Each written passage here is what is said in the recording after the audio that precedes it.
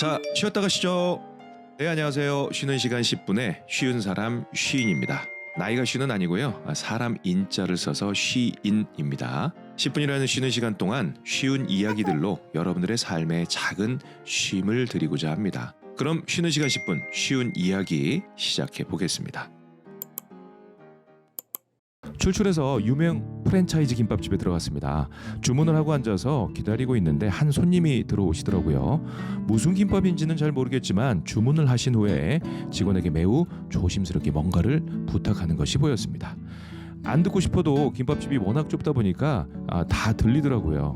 그 손님은 이렇게 부탁을 하였습니다.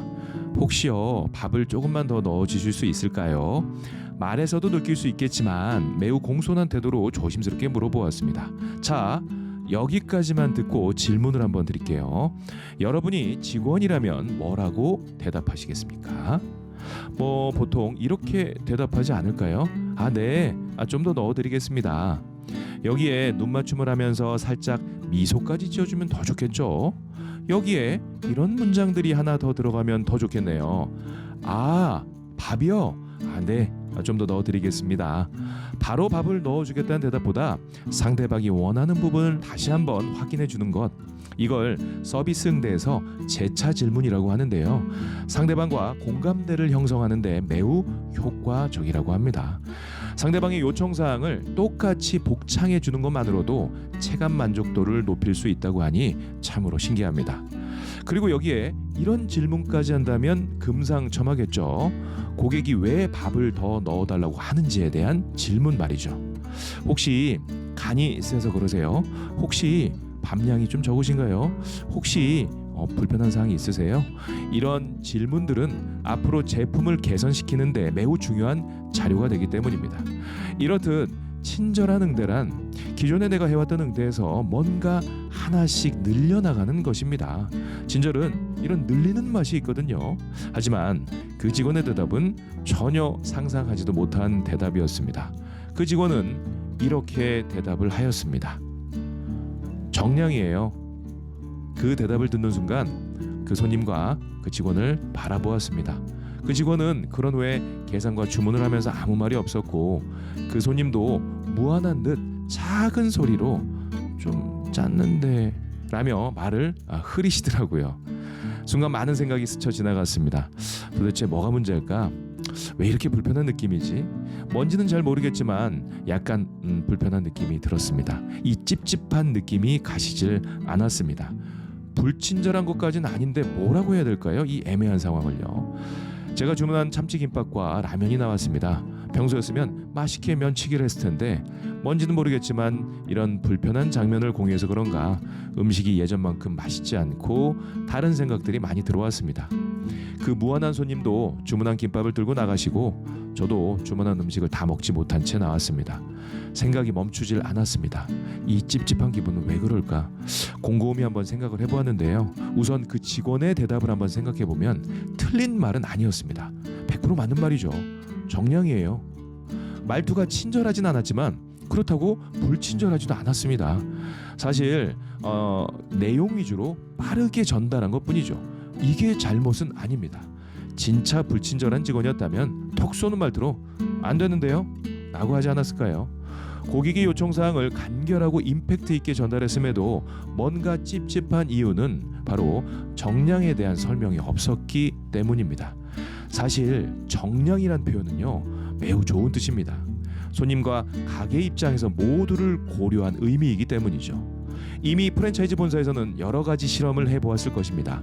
가게 입장에서 김밥이 안 터지면서 쉽게 말 수 있고, 손님 입장에서는 한 입에 드시기 편하고, 무엇보다 신선한 재료의 식감과 풍미가 잘 전달될 수 있는 밥의 양을 정한 것이 정량이라는 뜻이죠. 즉 정량은 최고의 밥량이라는 뜻입니다. 이런 좋은 의미에 대한 설명 없이 결론만 간결하게 전달하니 오해가 생기는 거 아닐까요? 컴퓨터 코딩처럼 결론 위주의 간결한 대답이 주가 되는 이런 시대에 우리가 살고 있긴 하지만 우리는 컴퓨터가 아닌 인간이기에 이해할 수 있는, 납득할 수 있는 과정들이 필요합니다. 질문에 단순히 yes, no만 입력해서는 안 되는 이유입니다. 우리의 사고는 단순한 코딩의 결과물이 아닙니다. 납득한다는 것은, 이해한다는 것은 컴퓨터 AI가 쉽게 따라할 수 없는 통합적 사고의 결과물들입니다. 단순히 몇 가지 사실만을 입력한다고 납득이나 이해가 되지 않는 복잡한 과정이죠. 그 직원이 이렇게 말했다면 어땠을까요? 제가 나름대로 모범 답안을 작성해 보았는데요. 아, 밤량이요? 혹시 간이 좀 세서 그러세요? 아니면 밤량이 좀 적으셨어요? 아시다시피 저희 김밥에는 신선한 재료가 많이 들어가서 밤량을 조금만 더 넣어도 김밥이 터질 수가 있거든요. 나중에 드실 때 많이 불편해질 수 있습니다. 그래도 좀 더 넣어드릴까요? 물론 이건 아주 이상적인 답변입니다. 바쁘고 정신없는 현장에서 현실적으로 어려운 답변이죠. 그래서 납득과 이해가 어려운 이유입니다. 에너지 측면에서 비효율적이기 때문이죠. 가성비로 대표되는 효율성을 추구하는 이 시대에서 납득과 이해에 대한 투자는 사치로 들릴 수 있습니다. 그래서 이런 과정을 다들 안 하기도 하시고 못 하기도 하시는 것이죠. 그래서 이것이 기회 아닐까요? 남들이 어렵고 귀찮아서 안 하고 못 할 때 내가 한번 해보는 것이 차별화의 시작입니다. 물론 처음부터 완벽할 수는 없습니다.